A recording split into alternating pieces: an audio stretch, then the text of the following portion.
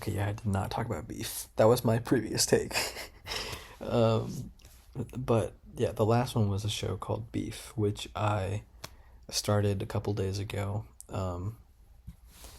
And it's really good. I watched the first season. If you've ever heard of Beef, um, it's pretty crazy.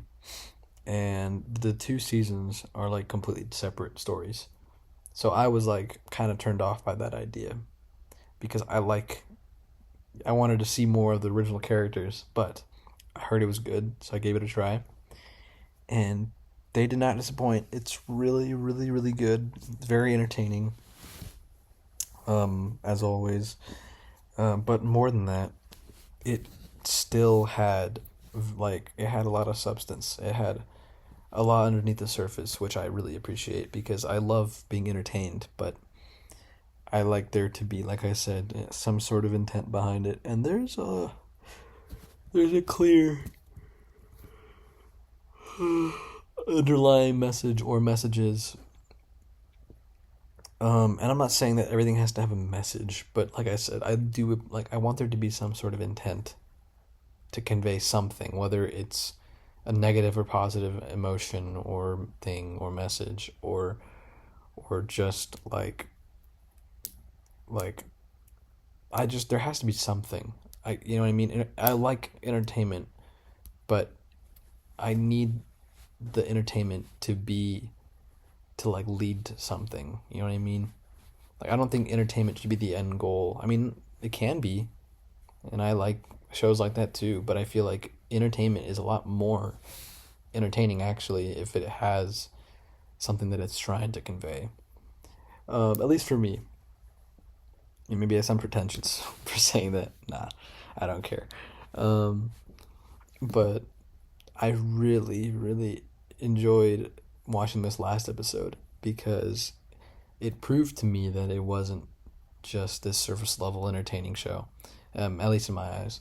Basically, in this last episode I watched, one of the characters does some psychedelic drug.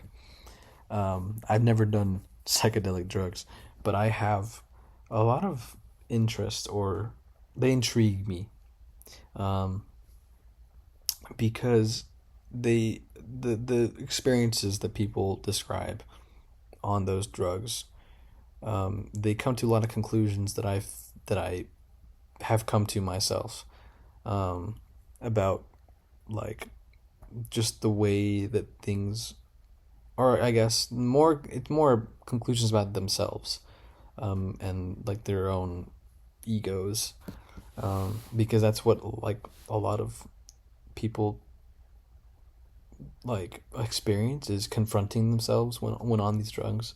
And so that's what happens in the show. The main character, not the main character, one of the characters, or one of the main characters does a drug, and it causes him to confront himself brutally. Like he has this trip where he's like talking to his wife and then his mother, who's dead, and then his self, um, and it kind of, I mean, it's scary. He curls up into a ball and just starts. He's in this really, really. I mean, he has like a too high of a dose, I think, and he kind of just goes on the floor, just kind of moaning and groaning, and you can't even tell that he's like freaking out because he's so high. He's just like on the floor, kind of like, and so he finally comes out of it, and I expected him to be, he'd come out of the trip just being like, "Oh my god, that was horrible," and then go back to being a scumbag because the guy's kind of a scumbag. And I was pleasantly surprised that they actually, gave him some character development in that moment, and he actually like took something away from that experience. And he tells the guy who's kind of like chip sitting him, like he kind of explains just these like breakthroughs, or not breakthroughs, but things that he learned, I guess, about himself. And I thought it was so cool. The way he treated the guy just was better. Like he was trying to get something out of him at first, and after doing that, taking the drug, he, he told him, like, I was gonna try to do this, but that was stupid, and like, really, I'm just glad you're here, and like, whatever, and he was actually like just happy to be connecting with a person, which I was like what happened? Like, that's crazy. Anyway, my point is, character development is really cool. I like appreciate that a lot. Maybe it was that aspect of it that drew me into that episode specifically, or like that I liked a lot about it. But I think what it was first, I relate a lot to many of the characters, which could be a good or bad thing, but it is what it is. Nobody's perfect, but like, you might say that relating to some of these characters is very, very not good. But I think that, that's what it was. I just remembered. In that episode, after his trip,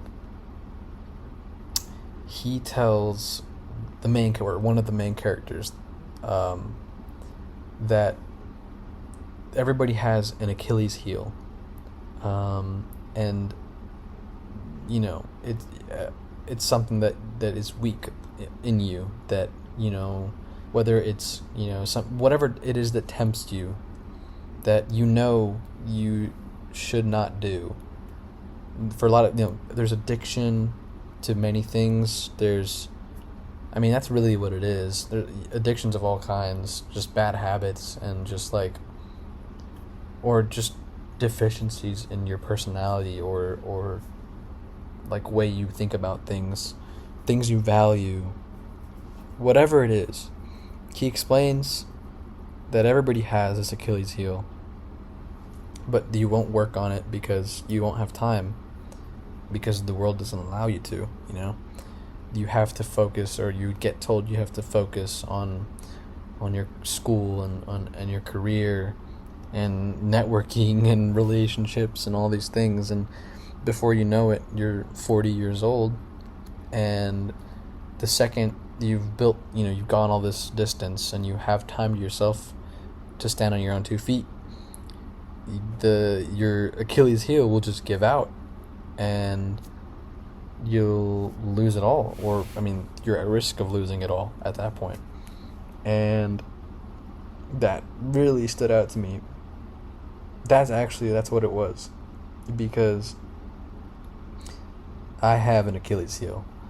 I think everybody has an Achilles heel. Everybody has something they need to work on themselves, and it's not just one thing, it's many things. I guess right now that thing for me is discipline. I don't have it, and I'm experiencing right now a small taste of having to stand on my own 2 feet and kind of crumbling. I'm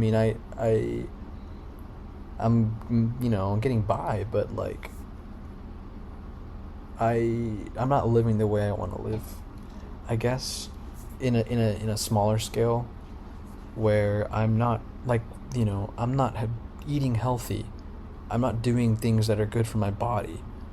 I'm not doing the habits that are going to lead me to where I want to be, that kind of thing. And he's absolutely right. I can do all the things and rely on other people and like on the systems at play or whatever to climb up the tree or whatever to get to a certain point. But at some point, I'm going to have to stand on my own 2 feet. And if I haven't fixed these problems, I'm not going to be able to stay where I'm at. And so I think it was at that point where I was like, dang. Because it's just incredibly true. And I know adults much older than me that I can see where their Achilles heel is. And I can see the people who fixed it, or who not necessarily fixed it, but who manage it well and have worked on it. And you can tell. You can really, really tell. For some people, that's anger. For some people, that's, I don't know, gambling or drinking or or sex or drugs or, like everybody. I mean, it's like everybody has a vice, right? But that doesn't mean it's okay. Everybody has a vice, but you have to, like, not just be aware of it, but work on it. If you know you're addicted to smoking cigarettes and you just keep smoking cigarettes for the rest of your life saying everybody's got their vice, you're probably going to die of lung cancer. I hope not. That's not what I'm like. I'm not saying anybody deserves that, but it's something that you can avoid. Maybe, if you can't quit, you can, if you at least know that it's bad for you and you make an effort to try and quit or to do it less, that's going to be much, it's going to bode far better in the future than if you just say everybody's got their vice and smoke 4 packs a day or whatever. You know what I'm saying? And that goes for so many things. You don't have to fix your problems, but you have to try and at least manage them, or try to fix them. There's a pursuit of fixing that has to be done in order to manage these problems, I guess is what I'm saying. And so, after watching that episode, I got in my computer and I was like, these are all the things I want to do.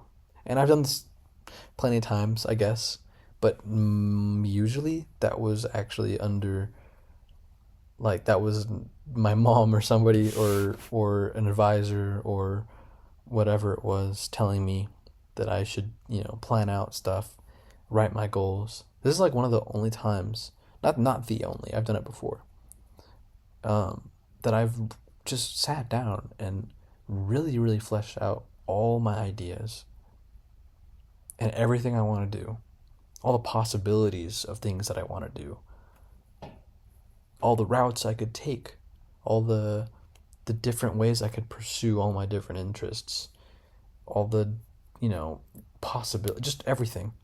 I wrote it all down. And I'm not done yet. It's going to keep growing, hopefully. But, I mean, this is part of it, talking about it, making something, posting something, creating something, and putting it out there for the world to see. I think I have spent so much time in my life and very recently just hiding away from the world because I don't want them to judge or to know who I am, or, I mean, I don't know what it is, honestly. A lot of it's just like low-key seasonal depression. I hate using that word, it's another buzzword, but this is a topic for another time, but I don't see depression as a bad thing. I think Jim Carrey's view of depression is really, he nails it, in my opinion.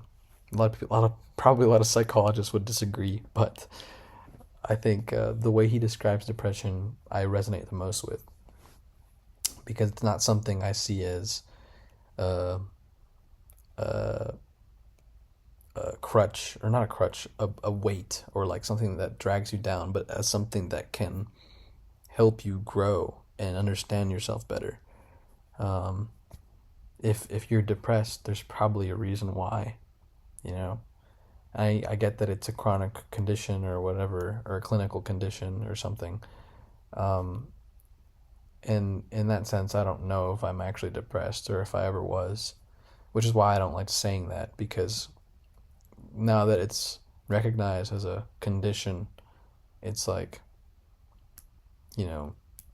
I'm not so quick to. It's just like I'm not gonna say that I have ADHD just because I have symptoms of ADHD if I haven't been diagnosed, or I'm not, like I understand why people do that and self-diagnose, but I don't think self-diagnosing is healthy.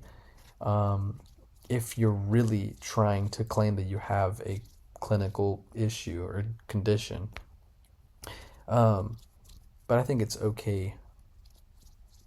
As long as you're not identifying it with it, with having an illness. I just don't like the concept of even claiming that you have a problem or an issue or a illness, which is why, I mean, I don't even see it as an illness. So to me, I don't have a problem with it, but I'm not gonna advertise it. Okay, anyway, enough of that. What was I even talking about?